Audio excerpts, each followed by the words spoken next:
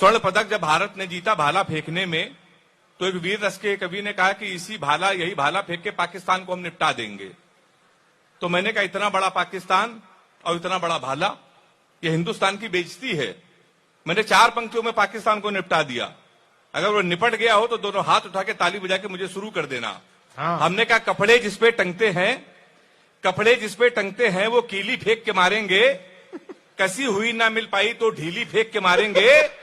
जो भाला फेंका नीरज ने वो चीन की खातिर रखा है, पाकिस्तान तुमको तो हम तीली फेंक के मारेंगे। निपट गया। बहुत अच्छा। अब मुझे लगा कि आप लोग मुझे सुन लोगे।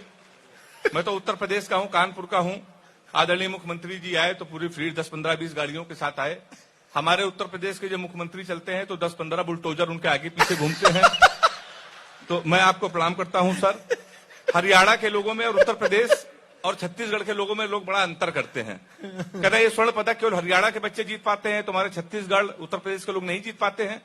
तो मैंने उनको बताया कि हरियाणा के लोगों में और उत्तर प्रदेश और छत्तीसगढ़ के लोगों में बहुत अंतर होता है। हरियाणा का लड़का सुबह 4 बजे उठता है। उठने के बाद सबसे पहले वो जिम जाता है, 2 घंटे वो जिम करता है। जिम करने के बाद वो आता है, 2 घंटे टहलता है, फिर अंग्रेजी मैगजीन पढ़ता, फल खा के सो जाता है। शाम को 5 बजे वो फिर उठता है, उसके बाद फिर जिम करता है, फिर 2 घंटे टहलने जाता है, फिर खा पी के सो जाता है। छत्तीसगढ़ के लड़के और उत्तर प्रदेश के लड़के 9:30 बजे सो के उठते हैं। घर के नजदीक जो सबसे पहला जो पुलिस थाना होता है, पुलिस चौकी, वहां जाते हैं। नए चौकी इंचार्ज के साथ सेल्फी लेते हैं और डालते हैं नए चौकी इंचार्ज राम किशोर कनौजिया भाई साहब का सानिध्य प्राप्त हुआ, ये सेल्फी उसमें डालते हैं। उसके बाद शाम को 4-6 लड़कों के साथ जब बियर की बोतल खोलते हैं तो उसी चौकी इंचार्ज को अपना भोकाल दिखाते हैं। कहते हैं ऐसा तुमने हमारे मित्र को जिसको पकड़ा है उसको छोड़ दो, नहीं तुमको निपटा देंगे। तो चौकी इंचार्ज सोचता है यार ये नशे में है, छोड़ो, फोन काट देता है। रात में चौकी इंचार्ज मारते मारते उसको बंद कर देता है। अगले दिन विधायक उसकी पैरवी करते हैं। जब वो छूट के आता है तो 15 दिन बाद वो सेकेंड हैंड स्कॉर्पियो लेता है। उसके बाद उसमें वो हूटर लगाता है। हूटर लगवाने के बाद वो जिला पंचायत का चुनाव लड़ता है। जिंदाबाद। जिला पंचायत चुनाव लड़ने के बाद में वो भंडारा कराता है। भंडारे में अगर गर्म पूरी न मिले तो वहां भी गोली चलवा देता है। उसके बाद वो विधायक का चुनाव लड़ता है। चुनाव लड़ने के बाद वो कवि सम्मेलनों का उद्घाटन करता है। ताली एक बार जोरदार बजा दीजिए तो मैं शुरू हो जाऊं। तो मैं तो बता चुका हूं सर, मैं कानपुर से आया हूं। पाकिस्तान के विषय में कह रहे थे 370 इमरान खान ने कहा इस पर हम मध्यस्थता करना चाहते हैं, इंटरफेयर। तो हमने कहा मोदी जी इस काम के लिए हैं, तुम्हारी क्या जरूरत। मैंने 4 पंक्तियों से इमरान खान को भी निपटा दिया। हमने कहा इमरान ज्यादा बोलोगे तो तुम्हारी दस्तार चली जाएगी, सर की पगड़ी। हमने कहा इमरान ज्यादा बोलोगे तो तुम्हारी दस्तार चली जाएगी, गोली चली इधर तो उस पार चली जाएगी। हमारे घर के मसले में तुम अम्मा ना बनो, अमित शाह को भेजेंगे तुम्हारी सरकार चली जाएगी। तो हमारे यहाँ तो सब ये है। बीजेपी वाले बहुत खुश हो रहे हैं। मैं आपको भी प्रणाम करता हूं। लपेटे में नेताजी में आता हूं, सारे दलों को निपटाता हूं। तो मैं कब किसको निपटा दूं मेरा कोई भरोसा नहीं है। जो लोग कह रहे हैं हिंदुस्तान में विकास नहीं हुआ, मैंने 4 पंक्तियों से उन्हें बताया कि इतना विकास हुआ कि कहीं नहीं हुआ है।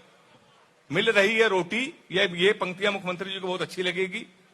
जिन्होंने कहा विकास नहीं हुआ तो मेरे समर्थन में लिखा है कि विकास हुआ है। अच्छा। मिल रही है रोटी, वो घास चाह रहा है।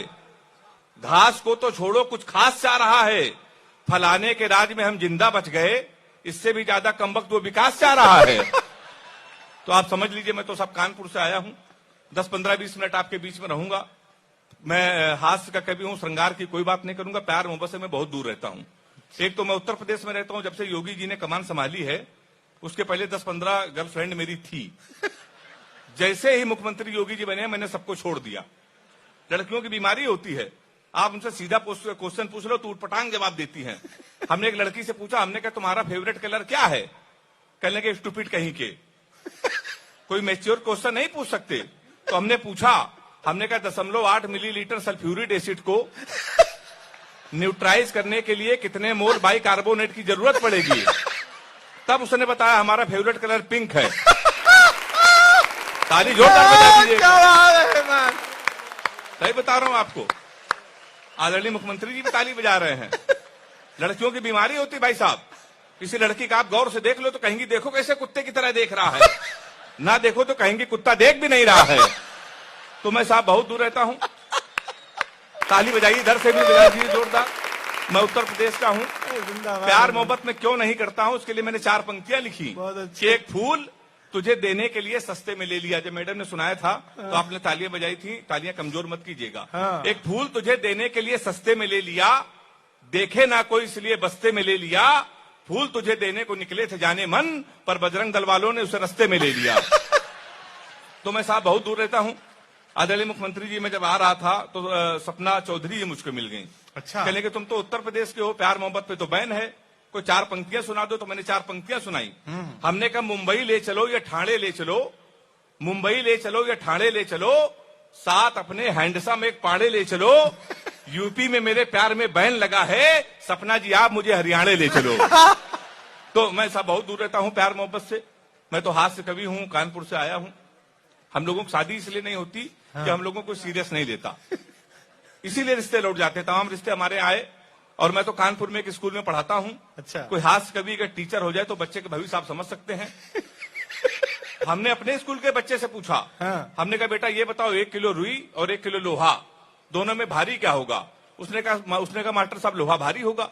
मैंने कहा बेवकूफ, मैं जो तुमसे कह रहा हूं कि 1 किलो रुई 1 किलो लोहा, जब दोनों 1 किलो है, रुई भी 1 किलो है, लोहा भी 1 किलो, तो लोहा कैसे भारी होगा? उसका जवाब सुनिएगा। उसने कहा मास्टर साहब आप हमको 1 किलो रुई फेंक के मारिए, हम आपको 1 किलो लोहा फेंक के मारते हैं।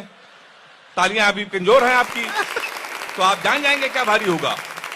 हमने दूसरा क्वेश्चन पूछा। हाँ। हमने कहा हिंदुस्तान में सबसे तेज उड़ने वाले पंछी का क्या नाम है?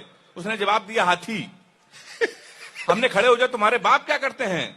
उसने कहा अफगानिस्तान के नए प्रधानमंत्री के मुख्य सलाहकार हैं। हमने कहा बैठ जाओ, हाथी सही जवाब। बहुत अच्छे। तो